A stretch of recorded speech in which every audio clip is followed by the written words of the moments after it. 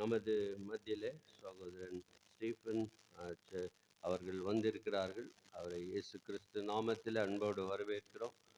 இப்போது ஆராதனை செய்தி தருவார்.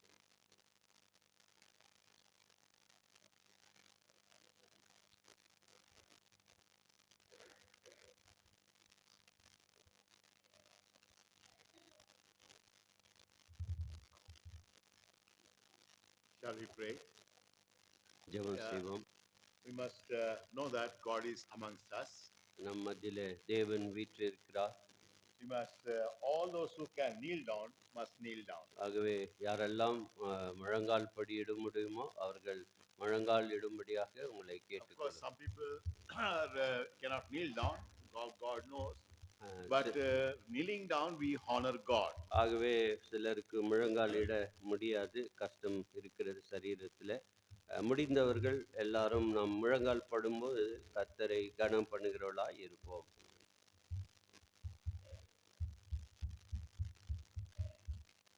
Our gracious, loving Heavenly Father, we thank Thee. We worship Thee for the honor. We come at Our feet, Lord, as we gather on the table, Lord. We worship Thee. Those who have come on time to honor Thee, we bless Thy holy name. Those who are on the way, bring them safely, Lord, and they may understand the importance and come to the Lord's house on time, Father. Lord, speak to us with the word of God. In the name of our Lord and Savior, Jesus Christ, we pray. Amen. Amen.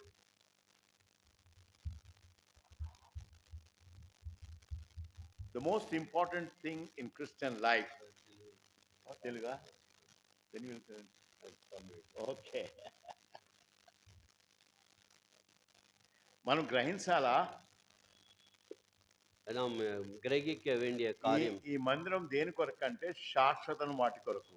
ஆகவே இந்த தேவனுடைய வீடு நித்தியமான காரியங்களுக்காக தேவனுடைய வீடு இருக்கிறது. ఈ లోకం సమస్తం తాత్కాలికమే. ஆகவே இந்த உலகத்திலே நாம் காணக்கூடியதெல்லாம் தற்காலிகமாக இருக்கிறது. ఈ మందిరం మాత్రము దేని కొరకు శాశ్వతం వాటి కొరకు తెలియడానికి. ஆகவே நித்தியமானவைகளுக்காக நித்திய காரியங்களை அறிந்து கொள்வதற்காக தேவனுடைய வீடு நமக்கு கொடுக்கப்பட்டு இருக்கிறது. லூக்கா சுவார்த்த 10వ అధ్యాయం. லூக்கா 10ஆம் அதிகாரம்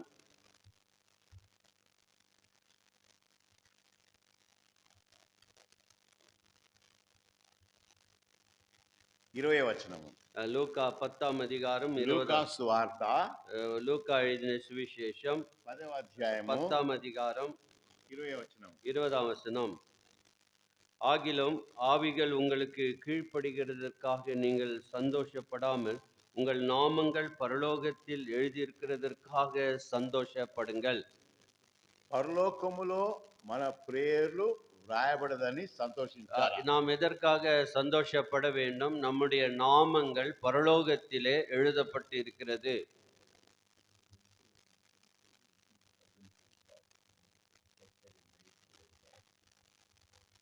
So the Wilson Paul ఆయన మహిమలో చేర్చబడ్డాడు. ஆகவே வில்சன் பால் அவர்கள் மகிமையிலே சேர்க்கப்பட்டார். ఇప్పుడు ఏది ప్రాముఖ్యము? எது ముఖ్యం? ప్రాపర్టీయా? நம்முடைய சொத்துக்களா? పదవియా? நம்முடைய அந்தஸ்தா? కాదు కాదు కాదు, మన పేర్లు పరలోకంలో వ్రాయబడ్డదా? ஆகவே நம்முடைய பெயர்கள் பரலோக புத்தகத்திலே எழுதப்பட்டிருக்கிறதா என்பது. నరకంలో పుస్తకం లేదు. ஆகவே நரகத்திலே எந்த புத்தகம் இல்லை. ధనవంతుడు నరకానికి వెళ్ళినాడు. ஆகவே அந்த ஐஸ்வர்யவான் நரகத்திற்கு சென்றான். కాల్తూనే ఉండాలా? எரிந்து கொண்டே இருக்கிறது. కాబట్టి మనం గ్రహించాలా, ఈ లోకంలో ఏది ప్రాముఖ్యమో మన పేర్లు పరలోకంలో వ్రాయబడ్డది. ஆகவே நாம் இந்த உலகத்தில் எது முக்கியமான காரியம்? நம்முடைய நாமங்கள் அல்லது பெயர்கள் பரலோகத்திலே எழுதப்பட்டிருக்க வேண்டும். ఎవరు అనుకున్నారు బ్రదర్ విల్సన్ బ్రదర్ ప్రభు దగ్గరికి వెళ్ళిపోతారు నిన్న రాత్రి? ஆகவே யாராவது நாம் யோசித்தோமா, நாளை நேற்றைய தினம் சகோதரன் வில்சன் பால் அவர்கள் மகிமையில பிரவேசித்திடுவார் என்று நினைத்தோமா? ఒక సమాధి మీద ఈ మీద రాసినారు. ஒரு கல்லறை தோட்டத்திலே ஒரு கல்லறையிலே இப்படி வாசகம் எழுதியிருந்தார்கள். I expected but not so soon. ஆகவே நான் எதிர்பார்த்தேன், ஆனால் இது இவ்வளவு சீக்கிரமாய் நடைபெறும் என்று நான் எதிர்நோக்கவில்லை. We all know that Brother Vincent will go. ஆகவே நாம் தெரியும் நாம் போக வேண்டும். Wilson brother will go. Wilson brother போக வேண்டும். But we never know that he will go. It's so soon. ஆகவே நமக்கு தெரியாது அவர் சீக்கிரமாய் நம்மை விட்டு கடந்து போய்விட்டார். We must know that no matter who you are, your names are not written in the Lamb's Book of Life. You will not go to heaven. ஆகவே நம்முடைய நாமங்கள் புஸ்தகத்தில் எழுதப்படாவிட்டால் நாம் பரலோகத்திற்கு செல்ல முடியாது. Remember that. அதை நாம் யோசிக்க வேண்டும். Revelation chapter 13. வெளிப்படுத்தல் 13ஆம் அதிகாரம், பிரகடன 13ஆம் அத்தியாயம்.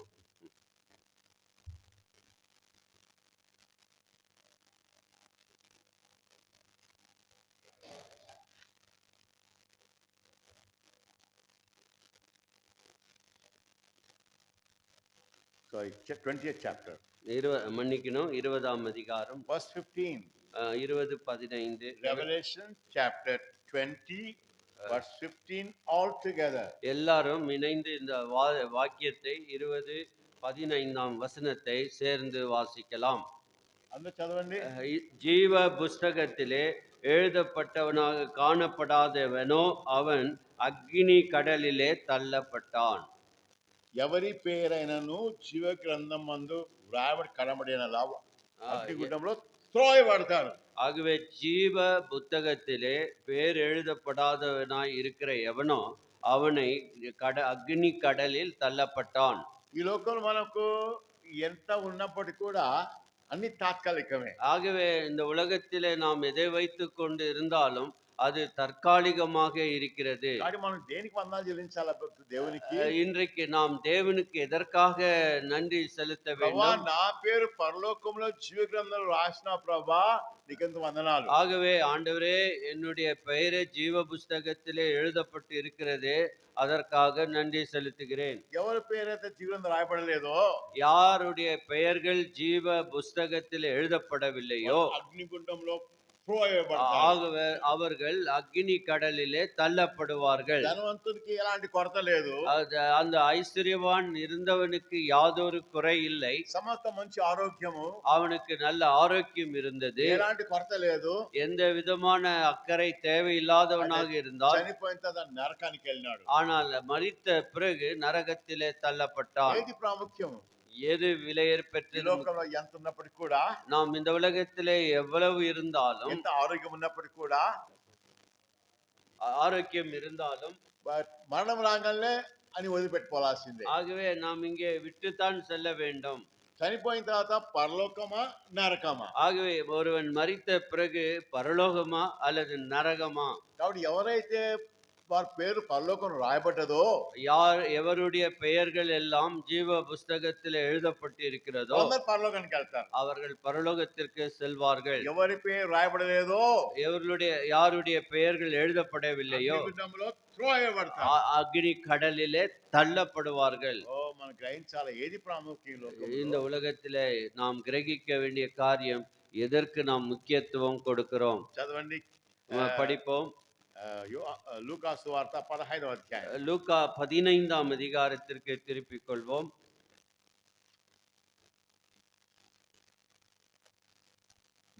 రెండవ వచనము, முதல் 2 வசனங்கள், 15 முதல் 2 வசனங்கள்.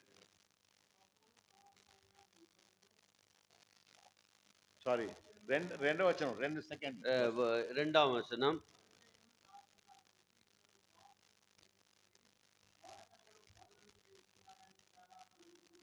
அப்போது பரிசேயரும் வேதபாரகரும் முறுமுறுத்து, இவர் பாவிகளை ஏற்றுக்கொண்டு அவர்களோடு சாப்பிடுகிறார் என்றார்கள். ఇప్పుడు చూడండి, బెదర్ పాపి ఎవరు చెప్పండి? நான் ஒரு பாவி. నేను ఎవరు? அவர் யார்? నేను పరిసయ్యుణ్ణి. நான் பரிசேயன். బెదర్ పాపి, நான் பாவி. నేను పరిసయ్యుణ్ణి. நான் பரிசேயன். యేసు ఎవరి కొరకు వచ్చినాడు? யாருக்காக இயேசு வந்தார்? నేను పరిసయ్యుణ్ణి. நான் பரிசேயன். నా కొరకు దేవుడు రాలే. எனக்காக தேவன் வரல. నేను ఎక్కడ పోతాను? நான் எங்க போவேன்? నరకానికి పోతాను. நரகத்துக்கு போவேன். బెదర్ ఎక్కడ పోతాడు? பிரதர் எங்க போவாரு? పరలోకానికి పోతాడు. பரலோகத்துக்கு போவாரு. అర్థమవుతుందా? இப்போது புரிகிறதா? పాపి ఎవరు? பாவிகள் என்றால் யார்? ఎవరైతే పాపమును ఒప్పుకుంటారో யார் பாவத்தை செய்தேன் என்று ஒத்துக்கொள்கிறார்களோ, కొంతమంది ఏమంటారంటే నేను ఎందుకు మారు మనసు పొందేది మళ్ళీ పాపన పడిపోతాం కదా అందుకొరకే మారు మనసు పొందని అంటారు. சிலர் சொல்லுகிறதை கூற்று கேட்டு இருக்கிறோம். நான் என்னத்துக்கு மனம் திரும்ப வேண்டும்? ஒருவேளை மனம் திரும்பினாலும் கூட திரும்ப அதே பாவத்தை செய்வேன் அல்லவா? ஏன் மனம் திரும்ப வேண்டும் என்று கேட்கிறார்கள். ఎందుకు ఆ మాట అంటారంటే ஏன் அப்படி சொல்லுகிறேன் ఒక என்றால், పాపాన్ని ప్రేమిస్తే ఆ పాపను కప్పడానికి కొరకు ఈ మాట అంటారు. ஆகவே ஒரு பாவத்தை நேசித்து அந்த பாவத்தை திரும்ப திரும்ப செய்யப்படுகிறபடியினால் இந்த காரியத்தை அவர்கள் கூறுகிறார்கள். కాబట్టి మనం గ్రహించాలా நாம் கிரகிக்க வேண்டும். పాప క్షమాపణ కావాలంటే మన పాపలు ఒప్పుకోవాలి. ஆகவே பாவம் மன்னிப்பு வேண்டும் என்றால் நாம் பாவ அறிக்கை, பாவத்தை ஒத்துக்கொள்ள வேண்டும். నాకు తలకాయ నొప్పి ఉంది. எனக்கு தலைநோவு இருக்கிறது. ఎంతమందికి తెలుసు నాకు తలకాయ నొప్పి ఉందని? யாருக்கு தெரியும் எனக்கு தலைநோவு இருக்கிறது என்று? ఎవరు తెలుసు? నాకు ఒక్కనికే తెలుసు. ఈ தலைநோவு என்பது நான் அனுபவிக்கிற எனக்குத்தான். అదే విధంగా మారు మనసు పొందాలనేది ఎవరు తెలుసు? யார் மனம் திரும்பினார்கள் என்று தெரிந்து கொள்ள முடியும்? చెప్పండి. బ్రదర్ చెప్పండి. ஐயோ என்னப்பா தூக்குறது ஏங்குறீங்க நீங்க எல்லாரும். మారు మనసు పొందినామా లేదా అని ఎవరికి తెలుసు? ஆகவே மன திரும்பினோமா இல்லையா என்று எவருக்கு தெரியும்? சொல்லுங்க. అయ్యో చెప్పండి. ఒక వ్యక్తికి మనకు తెలుసు. நமக்கு ஒரு మారు మనసు పొందినామా లేదా అని మనకు తెలుసు. ஆகவே நான் மனம் திரும்பினவனா திரும்பாதவனா என்று எனக்கு என்னை பற்றி தெரியும். తలకాయ నొప్పి ఉందా నాకు తెలుసు. எனக்கு தலைநோவு இருந்தால் எனக்கு தான் தெரியும். నువ్వు మారు మనసు పొందినావా లేదా అని నీకు తెలుసు. மனம் திரும்பினால் அது உனக்கு தெரியும். కొంతమంది చచ్చిపోతే சிலர் செத்துட்டா ఆయన వాక్యం చెప్పాలని చెప్తాడు. வாக்கியம் சொல்லுவாரு, నేను ఈయన పరలోకం పోయినని అనుకుంటున్నాను. ஆகவே அவர் சொல்வாரு, இந்த மனிதன் இறந்து போனவர் பரலோகத்துக்கு போனாரோ என்று நான் நினைக்கிறேன், யோசிக்கிறேன். ஒரு வேலை போயிருக்கலாம். அது குதிரது. அது அப்படி சொன்னால் செல்படியாகும். చనిపోయిన తర్వాత పరలోకమా నరకమా? ஆகவே இறந்த பிறகு பரலோகமா நரகமா? நன்மிஞ்சேம் లేవు. నడులో ఉండాలి. இதுக்கு இடையில எதுவும் இல்ல. நியூட்ரலிட்டி எதுவும் இல்ல. చనిపోతే ఇప్పుడు బ్రదర్ విల్సన్ చనిపోయినాడు. బ్రదర్ విల్సన్ పాల్ இறந்து விட்டார். అంటే పరలోకం. அவருக்கு பரலோகம். ఎవరైతే మారు మనసు పొందలేదో, யார் மனம் திரும்பவில்லையோ ఏమంటే నరకం. அவர்களுக்கு நரகம். ఓయ్ ఈ రోజు నేను చాలా మంది చిన్నపిల్లలు అడిగినాను. இந்த நாளில அநேக சிறு பிள்ளைகளை கேட்டேன். బైబిల్ చదివినావా? பைபிள் படிச்சியான்னு கேட்டேன். చదవలే. படிக்கல. ఎందుకు చదవలేదు? எதுக்கு படிக்கலன்னு கேட்டேன். అమ్మా నాయనకు వాళ్ళ పరలోకం పోవడం ఇష్టం లేదు. ஆகவே அப்பா அம்மாவுக்கு அவர்களுக்கு பரலோகத்துக்கு போறதுக்கு இஷ்டம் இல்ல. అమ్మా ఒక చుక్క నీలి నరకంలో ఉన్నా. ஆகவே லாசர் கேட்டானே, லாசர் இடத்துல ஐஸ்வர்யவான் கேட்டான், எங்க அம்மா கொஞ்சம் ஒரு பொட்டு தண்ணி, ஒரு சொட்டு தண்ணி கொடுங்க. தாத்தா ஒரு சொட்டு தண்ணி கொடு தாத்தா, நரகத்தில் இருக்கிறேனே, நான் நரகத்தில் இருக்கிறேன், ஒரு சொட்டு தண்ணி கொடுங்க. பாட்டி ஒரு தண்ணி கொடு, ஒரு சொட்டு தண்ணி கொடுங்க. நரகம்ல காலிப்போரு. ஆகவே நரகத்தில வெந்து போவதில்லை. கால்தேனே உண்டாலா. அங்க எப்போ நெருப்பு எரிந்து கொண்டே. தர்மవంతుడు లాజరు చూసినాడు.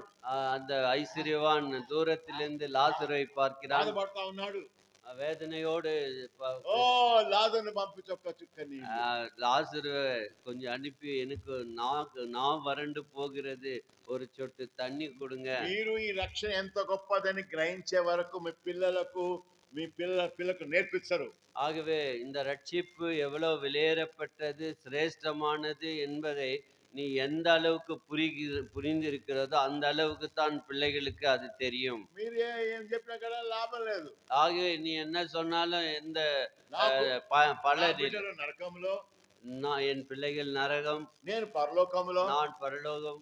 ఎంతసేపు ఎన్ని రోజులు எவ்வளவு நாள்? శాశ్వతం நித்தியமான యుగాయుగాలు யுகாயுகமாக நித்திய அழிவு நித்திய కాబట్టి మనం గ్రహించాలా அதை நாம் கிரகிக்க வேண்டும். ఈ మన పేర్లు పరలోకములో వ్రాయబడితే ఎంత ధన్యత ஆகவே நம்முடைய நாமங்கள் பரலோகத்தில் எழுதப்பட்டிருந்தால் அது எவ்வளவு ஒரு ஆசீர்வாதம். పాపాలు ఒప్పుకున్నారా లేదా అని నాకు తెలుసు ஆகவே நான் பாவத்தை ஒத்துக்கொண்டேனா, பாவத்தை ஒத்துக்கொள்ளவில்லை என்றால் எனக்கு அதை பற்றி தெரியும். నా హృదయంలో ఉన్న దేశము ఎవరికి తెలుసు என்னுடைய இருதயத்திலே எனக்கு கசப்பு வெறுப்பு யாருக்கு தெரியும்? யாருக்கு தெரியும் அவர் அப்படி இப்படின்னு சொல்றாரு ஐயோ ஐயோ நம்மளுக்கு தெரியும் நமக்கு தெரியும். எனக்கு தெரியும் నాకు తెలుసు என் உள்ளத்துல என்ன இருக்குது எனக்கு నేను தெரியும். చెడుగు వదిలిపెడతానా లేదా అని ఎవరు తెలుసు నాకు తెలుసు நான் கெட்டதை விட்டு விடுகிறேனா இல்லையா என்பது அது எனக்கு தெரியும். నేను 17 సంవత్సరాలు దేవుడు నాకు అవకాశం ఇచ్చినాడు తిహార్ జైల్లో వాక్యం చెప్పడానికి. ஒரு 17 ஆண்டு காலமாக தியார் ஜெயில், டெல்லியில் இருக்கக்கூடிய தியார் ஜெயிலிலே சகோதரன் அந்த கைதிகளுக்கு சுவிசேஷ ஊழியத்தை செய்திருக்கிறார். అయితే ఆయన ఆయన 6 సంవత్సరాలు జైల్లో ఉన్నాడు. ஒரு மனிதன் 6 வருஷமாக சிறைசாலையில அடைக்கப்பட்டிருந்தார். జైలు నుంచి రాగానే అంతా రిపోర్టర్స్ ఉంటారు. அங்க ஜெயில்ல இருக்கிறதுக்காக செய்தியாளர்கள் இருக்கிறார்கள். jail when you come out of the jail lot of reporters will be there. ஆகவே ஜெயிலில் இருந்து நீ வெளியே வரும்போது உன்னை பற்றி கேட்க செய்தியாளர்கள் காத்து கொண்டிருக்கிறார்கள். so they are అడిగినారు ఏం చేసినావు నీవు நீ என்ன என்ன செய்தாய்? నేను రాజస్థాన్ వచ్చినాను. நான் రాజస్థాన్కు வந்தேன். రాత్రంతా కుక్క మొరుగుతా ఉంది. ராத்திரி எல்லாம் நாய் கத்தி கொண்டிருந்தது. కాబట్టి దయచేసి కుక్కను కట్టియని ఇంట్లో. ஆகவே அந்த நாயை கொஞ்சம் கட்டி போடுங்கள் என்று சொன்னார்கள். ఆయనకి ఏం చేశాడంటే ఓనర్ அந்த ஓனர் என்ன சொன்னார்? போஸ்கோ கேஸ் வேసేసినాడు. போஸ்கோ கேஸ், அதாவது இந்த பெண்களை பாலினம் அதாவது பலாத்காரம் செய்கிற கேஸ் போட்டு விட்டார். ఏ పాపం లేకుండా 6 సంవత్సరాలు జైల్లో ఉన్నాడు. ஆகவே அவர் செய்யாத பாவத்துக்காக 6 ஆண்டுகள் சிறைசாலையில் அடைக்கப்பட்டார். தீர்மானம் చేసుకుని బయటికి పోంగ వారిని చంపాలా. ஆகவே நான் வெளியே போன பிறகு அவர்களை கொலை செய்ய வேண்டும். అయితే ஆனால் ఆయన బైబిల్ ఇచ్చినారు. அவருக்கு ஒரு பைபிள் கொடுக்கப்பட்டது. బైబిల్ చదివినాను. பைபிள் படித்தேன். నేను మారు మనసు పొందినాను. நான் மனம் திரும்பினேன். మారు మనసు పొందిన తర్వాత நான் மனம் திரும்பின பிறகு ఆ సంతోషాన్ని బట్టి அந்த சந்தோஷத்தை பற்றி 6 సంవత్సరాలు త్వరగా అయిపోయింది. ஆகவே இந்த 6 வருடங்கள் 6 நாளை போல சீக்கிரமாய் கழிந்து விட்டது. అది అది మారు మనసు. அதுதான் மனம் திரும்புதல். మారు మనసు மனம் திரும்புதல். అందుకే ధనవంతుడు నరకం ఏమంటున్నాడు నాకు 5 సహోదరులు ఉన్నారు లాజరు పంపితే వాళ్ళు మారు మనసు పొందుతారేమో. ஆகவே எனக்கு 5 சகோதரர்கள் இருக்கிறார்கள், தயவு செய்து லாசருவை அனுப்பினால் என் 5 சகோதரர்கள் மனம் திரும்புவார்கள் என்று அந்த ஐஸ்வர்யவான் கேட்கிறான். మారు మనసు అంటే ఏంటిది? மனம் திரும்புதல் என்றால் என்ன? తప్పిపోయిన కుమారుడు கெட்டு போன ஒரு குமாரன் పన్నుల దగ్గర ఉన్నాడు. அவன் பன்றிகள் இடத்திலே அதை காத்து மேய்த்து கொண்டிருந்தான். பன்றி என்றால் யார்? என்னோடு கூட சேர்ந்து சொல்லுங்க. స్నేహితుడు. நான் స్నేహితుడు. பன்றி என் நண்பன். జైల్లో చెప్పిన ఒక ఆయన అన్నాడు ఆ పందుల వల్ల నేను జైలుకి వచ్చినాను. ஆகவே அந்த பன்றினாலே நான் ஜெயிலுக்கு வந்தேன். అందుకే మనం ఎవరు సువార్త చెప్పం మనం. அதனால நாம் யாருக்கும் சுவிசேஷம் சொல்வதில்லை. பயம் வந்துடுது. పంది ఏమని అనుకుంటదేమో, பன்றிகள் ஏதாவது நினைத்து விடுமோ, அதுக்கு సువార్త చెప్పం మనం. அதுக்காக நாம் சுவிசேஷத்தை சொல்லுவதில்லை. ఆయన పంది దగ్గర ఉన్నాడు ఆయన. அவர் எங்க போய் படுத்து கொண்டார்? అప్పుడు ఆయన తలచాడు మా ఇంట్లో మా నాయనకి ఎంత సమృద్ధి, నేను ఇక్కడ పందులతో ఉన్నాను. எங்க வீட்டுல எவ்வளவு சம்பிருத்தியான வேலைக்காரர்களுக்கு நிம்மதியாக சாப்பாடு இருக்கிறது, நான் இங்க பசினாலே வேதனைப்படுகிறேன் என்று நினைத்தார். ஆண்டவரே நான் பாவி, పాపం వదిలిపెట్టారు. ஆனா பாவத்தை விடுறது இல்லையே. 40 రోజులు ఉపవాసం ఉంటారు. 40 days fasting. சிலர் 40 நாள் உபவாசத்தை கூட పాపం వదిలిపెట్టారు. ஆனால் பாவத்தை விடுவதில்லை. ఈయన ఏం చేశాడు? இவர் என்ன செய்தார்? మా తండ్రి ఇంట అనేక మంది తమ్ముళ్ళు ఎందుకు భోజనం చేస్తున్నారు, నేనైతే ఆకలి చచ్చిపోతున్నాను. ஆகவே என்னுடைய தகப்பன் வீட்டில போதிய அளவுக்கு ஆகாரம் இருக்கிறது, எல்லாருக்கும் நல்ல சாப்பாடு, நானோ பசினாலே சாகிறேன். నేను తండ్రి వద్దకు లేచి, நான் என் தகப்பனை లేచి నేను తండ్రి వద్దకు వస్తా. நான் எழுந்து என் தகப்பன் வீட்டுக்கு போவேன். లోతు ఏమన్నాడు? லோத் என்ன சொல்றாரு? సొదొమ గొమొరకు వెళ్ళినాడు. சோதம் குமாராவுக்கு போனாரு. నేను ఆ సొదొమ గొమొరను నేను మార్చేస్తాను నేను. சோதம் குமாராவே நான் மாற்றி விடுவேன். చివరికి ఏమైనాడు? నాశనం అయినాడు. கடைசியில நாசத்தை பெற்று చాలా మంది కూడా అవిశ్వాసం పెళ్లి చేసుకుంటారు. அநேகர் அவிசுவாசிகளை திருமணம் செய்து கொள்கிறார்கள். నేను మార్చేస్తానులే, அவர்களை நான் சேஞ்ச் பண்ணிடுவேன், చివరికి மாற்றிடுவேன். వాళ్ళు కూడా లోతులాగా నాశనం అయిపోతారు. ஆகவே அவர்கள் மாறுவதற்கு அவர்களை மாற்றுவதற்கு பதிலாக ஆசாமியை மாறி விடுவார். ఈ తప్పిపోయిన కుమారుడు వదిలిపెట్టి తండ్రి వద్దకు వచ్చినాడు. அங்கே தகப்பன், அதாவது இந்த கெட்டு போன குமாரன் எழுந்து தகப்பன் இடத்திற்கு అది வருகிறார். మారు మనసు. அதுதான் மனம் திரும்புதல். మారు మనస్సు. மனம் திரும்புதல். మొట్టమొదటి నీవు తీర్మానం చేసినావు మారు మనసు కని. You are decided because you are repentant of your sin. நீ உன்னுடைய பாவத்துக்காக பட்சதாபப்பட்டு மனம் திரும்பி இருக்கிறாய். Now you left everything. பழையவைகள் எல்லாம் விட்டு விட்டாய். But if you say you are born again but you don't leave anything. ஆகவே நீ மனம் திரும்பி என்று சொல்லியும் காரியங்களை இன்னும் அதை விடவில்லையே. If you are born again, நீ மனம் திரும்பினால் you know it. அது உனக்கு தெரியும். Then who will knows about it? அதை குறித்து வேற யாருக்கு தெரியும்? Your family members know. உன்னுடைய குடும்பத்தார் அதை பற்றி அறிந்து. Yes, my husband is born again. என்னுடைய கணவர் மனம் திரும்பி Yes, இருக்கிறார். my daughter is born again. என்னுடைய குமார்த்தி மனம் திரும்பி இருக்கிறார். So you must know, don't be deceived. நாம் வஞ்சிக்கப்படக்கூடாது. Oh, I am born again. நான் No, but you have not left your bad people. ஆகவே உன்னுடைய வாழ்க்கை மனம் திரும்பி இருந்தால் நீ விட்டு போன பழைய காரியங்களை இன்னும் விடவில்லையே. Some people tie black string in the சிலர் இந்த கருப்பு கயிறு கட்டிக்கிறாங்க. Why you do it? Why tie the black string? கைக்கு என்னத்துக்கு கருப்பு கயிறு கட்டிக்கணும்? Simply I am tying that. அது ஏதோ எல்லாம் கட்டுறாங்க, நானும் ஒருத்தர் கட்டிக்கிறேன். Nothing wrong in that. அதுல என்ன பெரிய தவறு? In the heart you worship devil. இருதயத்துல பிசாசு சேவிக்கிறாய். And you outwardly say I am a born again person. வெளியே சொல்லும்போது நான் மனம் திரும்பினவன் என்று சொல்லுகிறேன். Some people are very clever. சிலர் ரொம்ப புத்திசாலி. They will put black rubber band.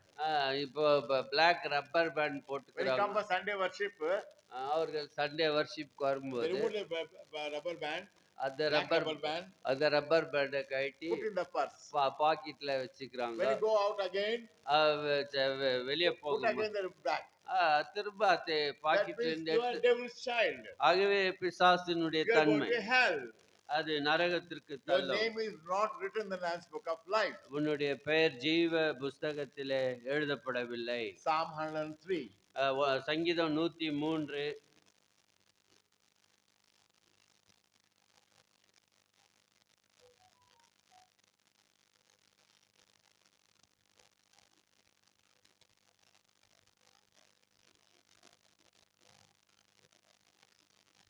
Verse 1 altogether, please.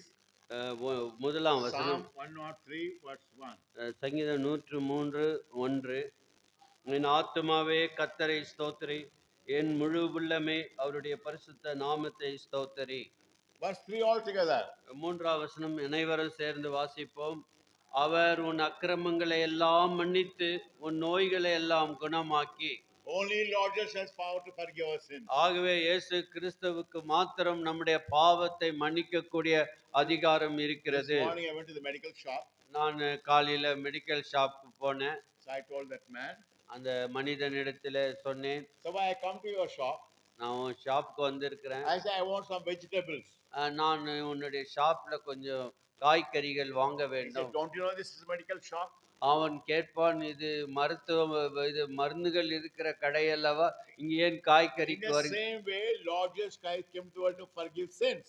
ஆகவே இயேசு கிறிஸ்து எதற்காக வந்தார் என்றால், நம்முடைய பாவங்களை மன்னிக்க அவர் இந்த உலகத்திற்கு வந்தார். Those people, those who realize and confess their sins, they are willing to leave their sins will be forgiven. ஆகவே யார் தங்கள் பாவங்களை ஒத்துக்கொண்டு அறிக்கை செய்து விட்டு விடுகிறார்களோ அவர்களுக்கு அந்த மன்னிப்பு கொடுக்கப்படுகிறது. Matthew's Gospel, chapter 5.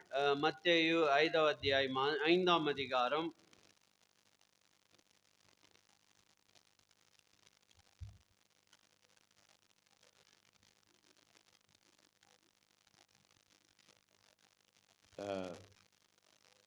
If you don't forgive yours, 6ஆம் அதிகாரம் 15ஆம் வசனம். 6:15 மனுஷருடைய தப்பிதங்கள் Matthew's Gospel 6:15. All together, please. 6:15 அனைவரும் சேர்ந்து வாசிக்கலாம். Yeah. மனுஷனுடைய தப்பிதங்களை நீர் அவர்களுக்கு மன்னியாதிருந்தால் உங்கள் பிதா உங்கள் தப்பிதங்களையும் மன்னியாதிருப்பார். No, if you want to experience the forgiveness of sins, unless you forgive somebody, you will never experience the forgiveness of God. ஆகவே நீ உன் பிறரை நீ மன்னியாத பட்சத்திலே தேவன் உன் பாவத்தை மன்னிக்க மாட்டார். In this world, everybody has some problem everywhere. எங்க பார்த்தாலும் சில பிரச்சனைகள் தொந்தரவுகள் இருக்கிறது. Maybe your own sister or brother, they have taken your property. உன்னுடைய சொந்த சகோதரனோ சகோதரியோ உன்னுடைய அதாவது சொத்தை எடுத்துக்கொண்டு Or இருக்கலாம். somebody might have did harm to you. உனக்கு தீங்கை செய்ய யாரோ செய்திருக்கலாம். But if you don't forgive, அவர்களை நீ மன்னியாது இருந்தால் forgiveness is in our heart. ஆகவே இந்த மன்னிப்பு இருதயத்தில் இருக்கிறது. Now, if you don't forgive, you will never experience what is forgiveness of God. ஆகவே நீ மன்னிப்பை பெற்றவன் மன்னியாத பட்சத்திலே அந்த மன்னிப்பினுடைய மதிப்பை நீ அறிந்து கொள்ள முடியாது. We must know, Lord, you have forgiven me, but I have not forgiven others. ஆகவே ஆண்டவரே நீ என்னை எவ்வளவா மன்னிச்சிருக்கிறீங்க, நான் இன்னொருத்தரை மன்னிக்காது இருக்கிறேனே. One day in Delhi, ஒரு நாள் டெல்லியில one man drinks every day. அவன் அனுதினம் குடிக்காரன். So I said, why do you drink? நான் கேட்டேன், ஐயா ஏன் He said, what to தினமும்? do, brother? I am an income tax peon. நான் ஒரு இன்கம் டாக்ஸ்ல ஒரு பியோனாக Moment I put the file on the boss table, they put 500 rupees in my pocket. ஆகவே நான் அதாவது உயர் அதிகாரிக்கு இந்த ஃபைலை அங்கே அவருடைய சிக்னேச்சருக்காக வைக்கும்போது எனக்கு பாக்கெட்ல 500 ரூபாய் So கொடுக்கிறார். I took the 500 rupees and drink. அந்த 500 ரூபாய் எனக்கு டெய்லி கிடைக்கிறபடியால் நான் குடிக்கிறேன். My wife takes the salary and she goes away. ஆகவே என்னுடைய மனைவி ஒட்டுமொத்த சம்பளத்தை சுருட்டி அவளுக்கு கொண்டு போய் Then he became sick. அவன் வியாதிப்பட்டான். So I went to the hospital. நான் ஆஸ்பத்திரிக்கு போனேன். Because nobody wanted that he should leave. யாரும் அவன் இன்னும் ஜீவிக்கணும்னு விருப்பம் இல்லை. Because he has government job. அவனுக்கு கவர்மெண்ட் ஜாப் The இருக்கிறது. wife says, if he dies, I'll get his job. எனக்கு அவர் இறந்து போனால் எனக்கு வேலை கிடைத்து விடும். The son says, no, I will get the job. மகன் சொல்றான் compassionate. They don't want me to go and pray also for him. ஆகவே அந்த மனிதனுக்காக மன்றாடுகிறவர்கள் யாரும் இல்லை. But anyhow, I went and spoke to him. அந்த மனிதனிடத்தில் எப்படியோ நான் சென்று He பேசினேன். was born again. அவன் மனம் திரும்பினான். After 9 days, அவன் 9 நாளுக்கு he பிறகு was promoted to glory. அவன் மகிமையிலே சேர்க்கப்பட்டான். On the funeral day, அவனுடைய மரண அடக்க because நாள் he was still working in the office, அவன் இன்னும் வேலையிலே பணி the செய்து big கொண்டு crowd came for the funeral. ஆகவே அந்த இடத்திற்கு அந்த கடைசி மரியாதை செலுத்தும்படி அநேகர் கூடியிருந்தார். I went to many funerals, அநேக அடக்க ஆராதனைக்கு சகோதரன் சென்று, but I never saw so much solemn people listen God's word so attentively. ஆகவே எத்தனையோ அடக்க ஆராதனைக்கு போயிருக்கிறேன். அந்த இடத்திலே ஜனங்கள் எப்படி வார்த்தை கேட்டார்களோ அதுபோல நான் வேற எங்கேயும் கண்டதில்லை. Because the Bhakti said only on the funeral and wedding day, people those who don't come that they come that day, so we must preach the gospel. ஆகவே அந்த கல்யாண நேரத்திலும் அல்லது மரண வீட்டிலும் நீ செய்தி கூறும்போது அநேக மனம் திரும்பாதவர்கள் வருகிறார்கள்.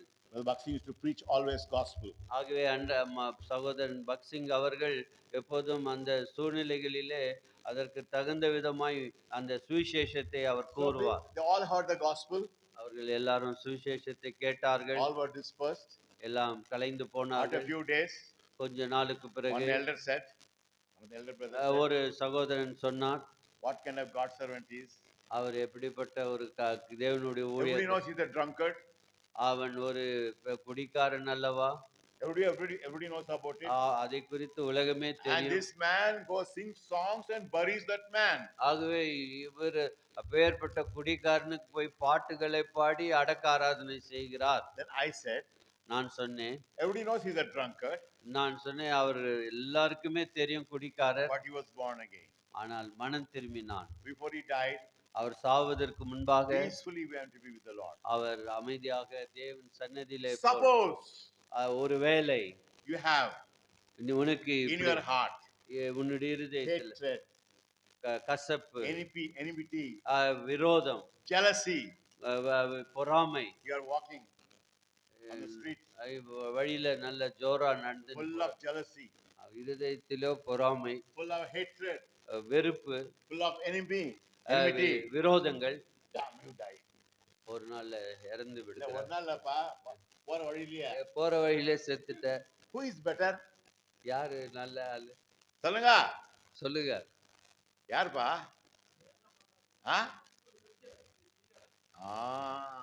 Don't be deceived. வஞ்சிக்கப்படாது இருங்க. See, you have to forgive people. நீ மன்னிக்க வேண்டும். If you don't forgive, you don't enjoy the forgiveness of God. ஆகவே நீ மன்னிக்காத பட்சத்துல தேவனுடைய மன்னிப்பை நீ அனுபவிக்க முடியாது. Lastly, we'll read one verse. கடைசியாக ஒரு வார்த்தை வாசிப்போம். Psalm 103. சங்கீதம் 103. All together, please. எல்லாரும் எடுத்துக்கொள்ளுங்கள். అందరూ తెరుచుకోండి. Verse 11. 11వ వాక్యం. క్షమించండి. కీర్తన 103. సంగీతం 103వ సంగీதம் 11వ வசனம். అందరూ చదవండి. எல்லாரும் சேர்ந்து வாசிக்கலாம். பூமிக்கு வானம் எவ்வளவு உயரமாய் இருக்கிறதோ அவருக்கு பயப்படுகிறவர்களின் மேல் அவருடைய கிருபை அவ்வளவு பெரிதாய் இருக்கிறது.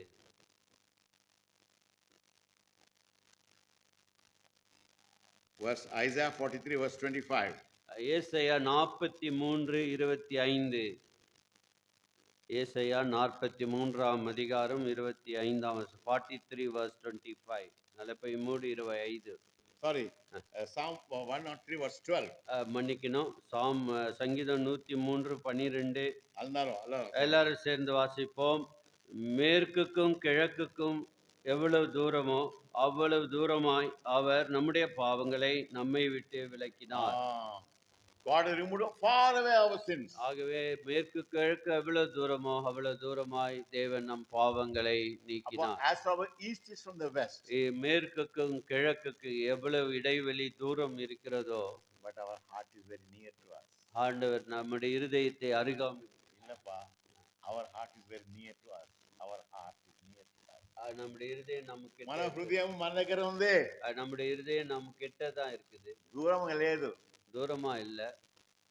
కాబట్టి మన పాపాలను క్షమించకపోతే, நாம் பாவத்தை மன்னிக்காவிட்டால், ఇతరుల పాపం క్షమించకపోతే, இன்னொருவருடைய பாவத்தை மன்னியாத క్షమాపణక సంతోషం అనుభవించలేము. நீ பாவ மன்னிப்பின் சந்தோஷத்தை அனுபவிக்க முடியாது. తూర్పు నుంచి ఎంత దూరమో மேற்குக்கு దూరపరిచినావు. ஆண்டவரே, மேற்குக்கும் கிழக்குக்கு எவ்வளவு தூரமோ அவ்வளவு தூரமா என் பாவங்களை நீக்கினேன். కాబట్టి ఎక్కువ తలంపు కలిగి మనం ఆరాధించాలి. ஆகவே இப்படிப்பட்ட எண்ணங்களை வைத்து ஆண்டவரை துதிக்க வேண்டும். పాట పాడకూడదు, பாட்டு பாடாதீங்க.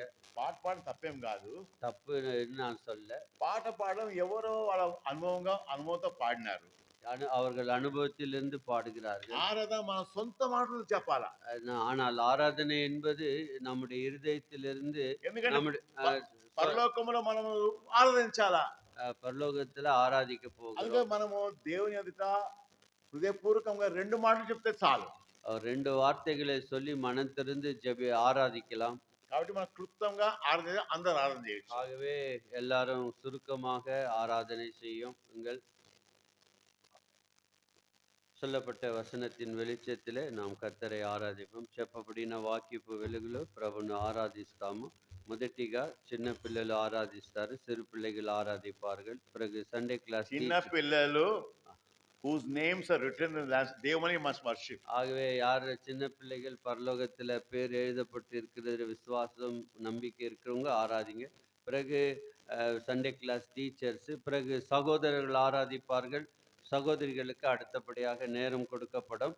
முதலாவது சகோதரர்கள், பிறகு சகோதரிகள் ஆராதிப்பார்கள். பரலோக பிதாவே, உமது பிள்ளைகளோடு நானும் ஒருவனாக சேர்ந்து உம்மை ஆராதிக்க, உம்மை தொழுது கொள்ள இப்படிப்பட்ட ஒரு வாய்ப்பையும் தருணத்தையும் எனக்கு கொடுத்தபடியால் உம்மை ஸ்தோத்திரிக்கிறேன். நான் பிசாசின் பிடியிலும் உலகத்தின் பிடியிலும் இருந்த என்னை ஒரு நாளிலே நீர் தயவு கூர்ந்து கிருபை காட்டி எனக்காக இரக்கத்தை காட்டி ஆண்டவரே என்னை சத்துருவின் கையிலிருந்து விடுவித்து என்னுடைய பெயரை ஜீவ புஸ்தகத்தில் எழுதப்பட்டு இருக்கிறது. என்னை நிச்சயத்தோடு உம்மை ஆராதிக்கிறேன், உம்மை தொழுது கொள்கிறேன் கர்த்தாவே. ஆண்டவரே, எங்கள் நாமங்கள் பரலோகத்தில் எழுதப்பட்டு இருக்கிறது. எங்கள் குடியிருப்போ பரலோகத்தில் இருக்கிறது. அங்கிருந்து வரும் இரட்சகரை எதிர்நோக்கி கொண்டு இருக்கிறோம் என்ற நம்பிக்கை எனக்கு மாத்திரமல்ல, எங்கள் அனைவருக்கும் நீர் கொடுத்திருக்கிறீர். அதற்காக உமக்கு ஸ்தோத்திரிக்கிறோம் கர்த்தாவே. நீர் மகிமைக்கு பாத்திரர், துதிக்கு பாத்திரர், கனத்திற்கு பாத்திரர். எல்லா ஆண்டவரே துதியும் கனமும் உமக்கு ஏறெடுத்து இந்த ஆராதனை இயேசு கிறிஸ்து நாமத்தில் ஏறெடுக்கிறேன் ஜீவனுள்ள பிதாவே, ஆமென்.